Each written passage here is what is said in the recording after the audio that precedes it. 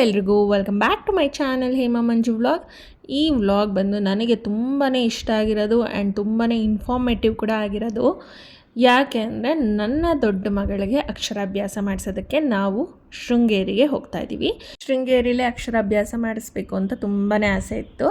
ಹಾಗಾಗಿ ಚಿಕ್ಕವಳಿಗೆ ಅನ್ನಪ್ರಾಶನ ಹೊರನಾಡಲ್ಲಿ ಮುಗಿಸ್ಕೊಂಡು ಅಲ್ಲಿಂದ ನಾವು ಶೃಂಗೇರಿಗೆ ಹೊರಡ್ತಾ ಇದ್ದೀವಿ. ಇನ್ನು ಯಾರಾದರೂ ಅನ್ನಪ್ರಾಶನ ಮಾಡಿಸ್ಬೇಕು ಅಂತ ಇದ್ದರೆ ನಾನು ಆ ವ್ಲಾಗ್ನ ಕೂಡ ಡಿಸ್ಕ್ರಿಪ್ಷನಲ್ಲಿ ಮೆನ್ಷನ್ ಮಾಡಿರ್ತೀನಿ, ಹೋಗಿ ಚೆಕ್ ಮಾಡ್ಬೋದು. ಅಲ್ಲಿ ಬೆಳಗ್ಗೆನೇ ಎಲ್ಲ ಮುಗಿಸ್ಕೊಂಡು ನಾವು 12 ಗಂಟೆ ಅಷ್ಟರಲ್ಲೇ ದೇವಸ್ಥಾನಕ್ಕೆ ರೀಚ್ ಆಗಬೇಕು ಅಂತ ಹೋಗ್ತಾ ಇದ್ವಿ. ಹೋಗ್ತಾ ಜರ್ನಿ ಅಂತೂ ತುಂಬಾ ಚೆನ್ನಾಗಿತ್ತು. ಬ್ಯೂಟಿಫುಲ್ ಆಗಿರೋ ಪ್ಲೇಸಸ್ನ ನೋಡ್ಕೊಂಡು ಎಂಜಾಯ್ ಮಾಡ್ತಾ ಬಂದ್ವಿ.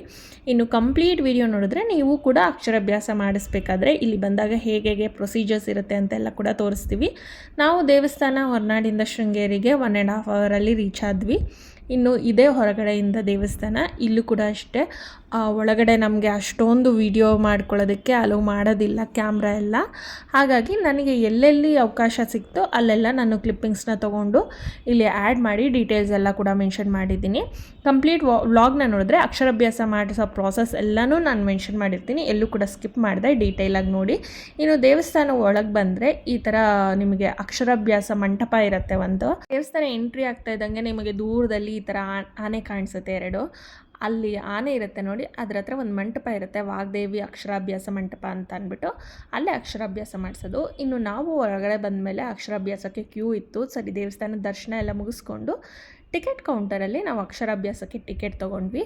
ಇನ್ನು ಆನ್ಲೈನಲ್ಲಿ ಕೂಡ ಟಿಕೆಟ್ನ ಬುಕ್ ಮಾಡ್ಕೋಬೋದು, ಬಟ್ ನಾವು ಇಲ್ಲೇ ಬಂದು ಟಿಕೆಟ್ ತೊಗೊಂಡ್ವಿ. 500 ರೂಪೀಸ್ ಟಿಕೆಟ್ ಪ್ರೈಸ್ ಆಗಿರುತ್ತೆ. ಸೊ ಟಿಕೆಟ್ ತೊಗೊಂಡು ನಾವು ಕೂಡ ಕ್ಯೂ ಅಲ್ಲಿ ನಿಂತ್ಕೊಂಡ್ವಿ. ಇನ್ನು ನನ್ನ ಟೈಮಿಂಗ್ಸ್ ಎಲ್ಲ ಕೂಡ ಡಿಸ್ಕ್ರಿಪ್ಷನಲ್ಲಿ ಮೆನ್ಷನ್ ಮಾಡಿರ್ತೀನಿ. ಬಟ್ ಮಧ್ಯಾಹ್ನ 12 ಅಷ್ಟರಲ್ಲೇ ಇಲ್ಲಿ ಅಕ್ಷರಾಭ್ಯಾಸ ಮಾಡಿಸ್ಕೋಬೇಕಾಗಿತ್ತು. ಹಾಗಾಗಿ ನಾವು ಕೂಡ 11ಗೆ ರೀಚ್ ಆಗಿದ್ವಿ. 11:30ಗೆಲ್ಲ ನಾವು ನಮ್ಮ ಬ್ಯಾಚ್ ಏನಿರುತ್ತೆ ಆ ಬ್ಯಾಚಲ್ಲಿ ಕೂತ್ಕೊಂಡ್ವಿ.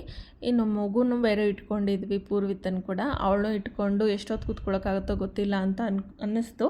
ಬಟ್ ಹೇಗೋ ಅತ್ತೆ ಇಟ್ಕೊಂಡಿದ್ರು, ಸೊ ಹಾಗಾಗಿ ಕೂಲಾಗೇ ಇದ್ಲು ಅಂತ ಅಂದ್ಬಿಟ್ಟು ಅಕ್ಷರಾಭ್ಯಾಸ ಪ್ರಾಸೆಸ್ ಎಲ್ಲ ಮಾಡಿಸ್ತಿದ್ವಿ. ಇನ್ನು ನಾವು 500 ರೂಪೀಸ್ ಪೇ ಮಾಡಿರ್ತೀವಲ್ವ ಟಿಕೆಟ್ಗೆ, ಸೊ ಅವರೇ ಸ್ಲೇಟು ಚಾಕ್ ಪೀಸ್ ಎಲ್ಲ ಕೊಟ್ಟಿರ್ತಾರೆ. ಆದರೂ ಕೂಡ ನಮಗೆ ಗೊತ್ತಿರಲಿಲ್ಲ, ಹಾಗಾಗಿ ನಾವು ಸ್ಲೇಟು ಚಾಕ್ ಪೀಸ್ ಎಲ್ಲ ಮನೆಯಿಂದ ತಂದಿದ್ವಿ. ಅದ್ರ ಜೊತೆಗೆ ಹಿತ್ತಾಳೆ ತಟ್ಟೆಯಲ್ಲಿ ಈ ಥರ ಅಕ್ಕಿನ ಹಾಕಿ ಕೊಟ್ಟಿರ್ತಾರೆ. ನಾವು ಅದರಲ್ಲಿ ಮೊದಲು ಅಕ್ಷರಾಭ್ಯಾಸ ಮಾಡಿಸ್ಬೇಕಾಗತ್ತೆ. ಅದ್ರ ಮೇಲೆ ಬರೆಯೋದಕ್ಕೆ ನಮಗೆ ಅರಿಶಿಣದ ಕೊಂಬನ್ನ ಕೊಟ್ಟಿರ್ತಾರೆ, ಅದರಲ್ಲಿಂದ ಅಕ್ಷರಾಭ್ಯಾಸ ಮಾಡಿಸ್ಬೇಕಾಗತ್ತೆ. ಅದಕ್ಕೂ ಮುಂಚೆ ಪೂಜಾರಿ ಸ್ವಲ್ಪ ಮಂತ್ರ ಹೇಳ್ತಾರೆ, ಅದನ್ನೆಲ್ಲ ಈ ರೀತಿ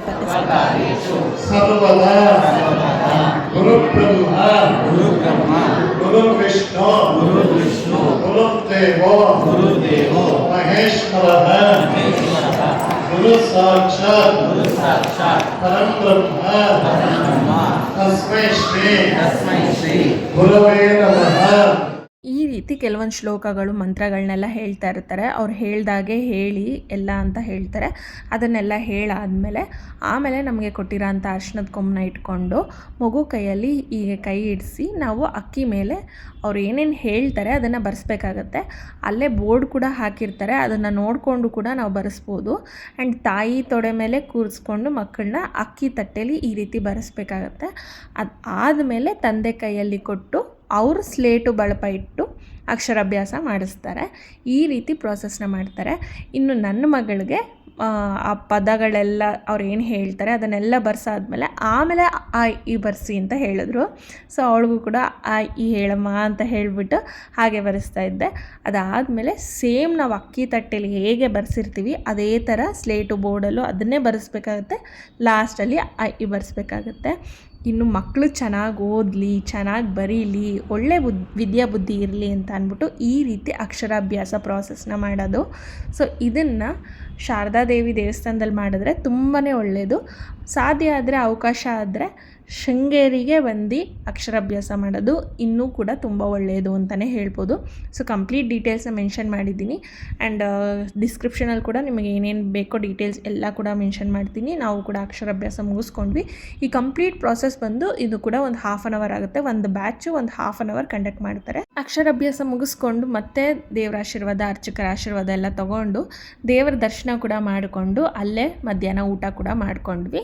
ಇನ್ನು ಅದನ್ನೆಲ್ಲ ಮುಗಿಸ್ಕೊಂಡು ಸ್ವಲ್ಪ ಮೀನಿಗೆ ಕಡಲೆಪುರಿ ಹಾಕೋಣ ಅಂತ ಇಲ್ಲಿ ಬಂದ್ವಿ. ಸೊ ಹಾಗೇ ಟೈಮ್ ಸ್ಪೆಂಡ್ ಮಾಡಿದ್ವಿ.